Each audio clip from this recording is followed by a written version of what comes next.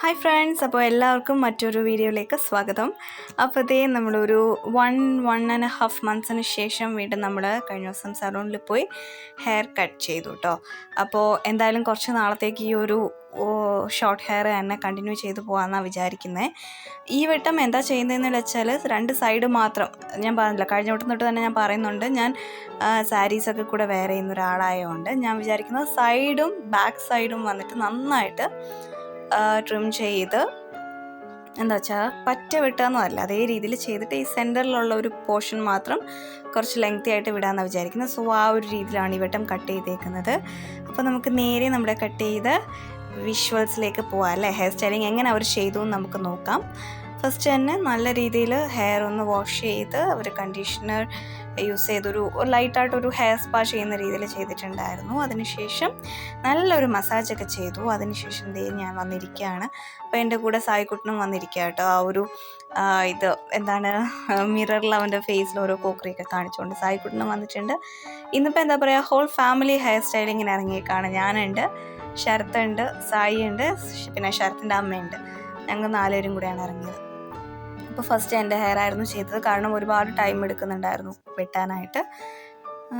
പുതിയൊരു hair stylist കേട്ടോ. സാധാരണ നമുക്ക് അവിടെ സ്റ്റുഡിയോ 11 അൻപെന്ന് പറഞ്ഞിട്ടൊരു ആളുണ്ട്, പുള്ളിയായിരുന്നു ചെയ്തുകൊണ്ടിരുന്നത്.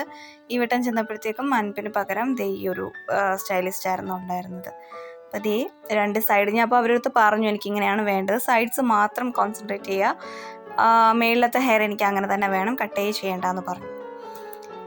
അപ്പോൾ അങ്ങനെ സ്റ്റാർട്ട് ചെയ്യാണ്. പുള്ളി ഭയങ്കര പ്രിസൈസായിട്ട് ഒരുപാട് ടൈം എടുത്തു കേട്ടോ. ഒരുപാട് സമയം എടുത്ത് ഇങ്ങനെ വെച്ച് നോക്കി ആംഗിളൊക്കെ ചെക്ക് ചെയ്താണ് ചെയ്തത്.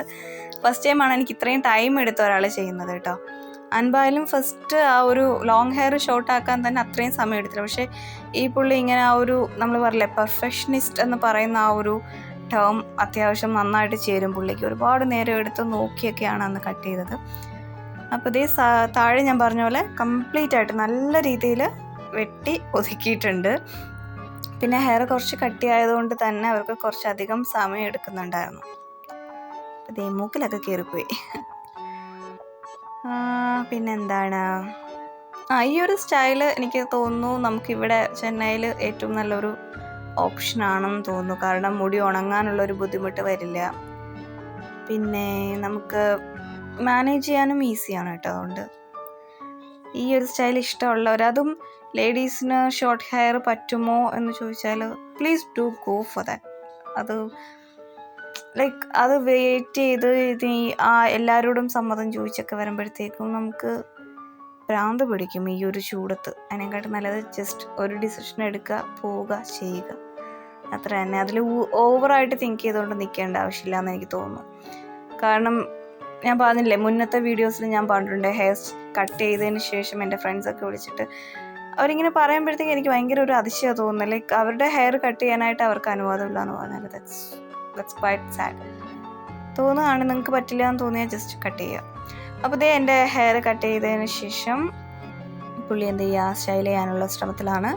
കണ്ടോ, ഞാൻ പറയുമ്പോഴത്തേക്കും എൻ്റെ മുടിക്ക് ഓൾറെഡി കട്ടിയുണ്ട്, അതിൻ്റെ കൂടെ എൻ്റെ തലയുടെ ഷേപ്പ് വന്നിട്ട് കുറച്ചിങ്ങനെ ബാക്കിലോട്ട് ഇങ്ങനെ ഉന്തി നിൽക്കുന്ന ഒരു തല കേട്ടോ. അപ്പോൾ അതുകൊണ്ട് തന്നെ എൻ്റെ മുടി കണ്ടോ ഇങ്ങനെ ബാക്കിലോട്ട് ഇങ്ങനെ കുറച്ച് കൂടുതലായിട്ട് തോന്നും.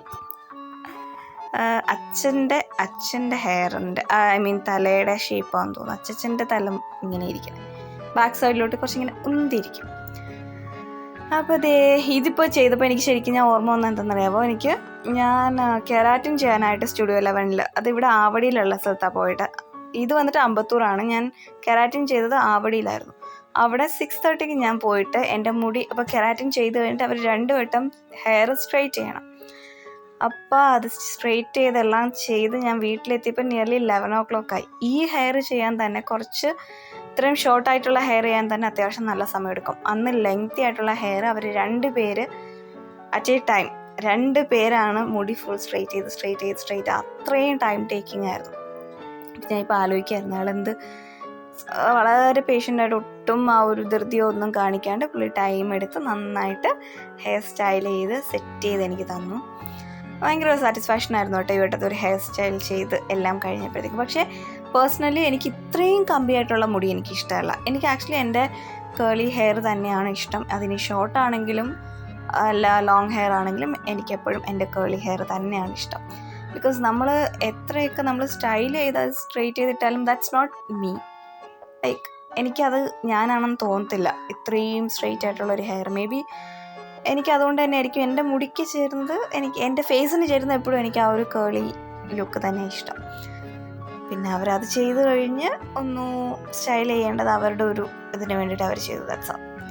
ഞാൻ വീണ്ടും വന്നതിൻ്റെ അന്ന് തന്നെ ഞാൻ ഹെയർ വാഷ് ചെയ്ത് വീണ്ടും എൻ്റെ പഴയ രൂപത്തിലേക്ക് വന്നിട്ടുണ്ട്. അപ്പോൾ നിങ്ങൾക്ക് ഈ ഒരു ഹെയർ സ്റ്റൈലും കാര്യങ്ങളൊക്കെ ഇഷ്ടപ്പെട്ട് കാണുമെന്ന് വിചാരിക്കുന്നു. അപ്പോൾ നമുക്ക് ഏതാണോ ഉള്ളത്, നമ്മുടെ ഹെയർ ടൈപ്പ് ഏതാണോ അതുമായിട്ട് മുന്നോട്ട് പോകുന്നതായിരിക്കും ബെസ്റ്റ്.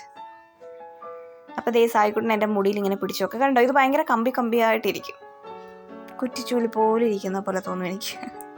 അപ്പോൾ എൻ്റെ ഹെയർ സ്റ്റൈലിംഗ് ഒക്കെ കഴിഞ്ഞ് ഞാൻ സെറ്റായി. അടുത്തത് സായിക്കുട്ടനാണ്. സായിക്കുട്ടൻ്റെ സൈഡിലായിട്ട് സായിക്കുട്ടൻ്റെ അച്ഛൻ അങ്ങറ്റത്തിരിപ്പുണ്ട്. അതിൻ്റെ ഇടയ്ക്ക് സൈഡ് അച്ഛമ്മയുടെ ഹെയർ കട്ട് ചെയ്തു. അപ്പോൾ അതേ അച്ഛൻ മുടിയൊക്കെ വെട്ടിക്കഴിഞ്ഞിട്ട് ഇപ്പോൾ സായിക്കുട്ടന് പിടിച്ചു കൊടുക്കുകയാണ്. അവന് എന്താ പ്രശ്നം എന്ന് വെച്ചാൽ ഇത് കട്ട് ചെയ്യില്ല, നമ്മുടെ ട്രിമ്മർ യൂസ് ചെയ്യുമ്പോഴത്തേക്ക് അവനിങ്ങനെ ഇക്കിളാവുന്ന പോലെ തോന്നും, ടിക്ലിഷായിട്ട് തോന്നും. അപ്പം കുറച്ച് റെസ്റ്റ്ലെസ് ആവും. അല്ലാതെ ഹി വാസ് ഓക്കെ. പിന്നെ ഈ ഒരു ലെവലൊക്കെ എത്തിയപ്പോൾ പുള്ളി ഹാഫ് ഉറങ്ങിയെന്ന് തോന്നുന്നു. 8:30 ഒക്കെ ആയായിരുന്നു നൈറ്റ്. അപ്പോൾ അവനിങ്ങനെ ഉറക്കം വന്നിങ്ങനെ തൂങ്ങിയിരിക്കുകയാണ്. എന്നാലും പുള്ളി വിട്ടില്ല. ആൾ എടുക്കേണ്ട ടൈമൊക്കെ എടുത്ത് സാവധാനം കുട്ടീസിൻ്റെ മുടിയൊക്കെ വെട്ടി. അങ്ങനെ അത്രയായിരുന്നു ഞങ്ങളുടെ ഈ വട്ടത്തെ ഹെയർ സ്റ്റൈലിംഗ് ഒരു വ്ലോഗ്. അപ്പോൾ നിങ്ങൾക്ക് എല്ലാവർക്കും ഈ ഒരു വീഡിയോ ഇഷ്ടപ്പെട്ട് കാണുമെന്ന് വിചാരിക്കുന്നു. അപ്പോൾ ഇതുപോലെ വ്യത്യസ്തമായ മറ്റ് പല വീഡിയോസുമായിട്ടും കണ്ടൻസുമായിട്ടും നമ്മൾ വീണ്ടും വരുന്നതായിരിക്കും. Stay tune to Culture Cafe for more such videos. By.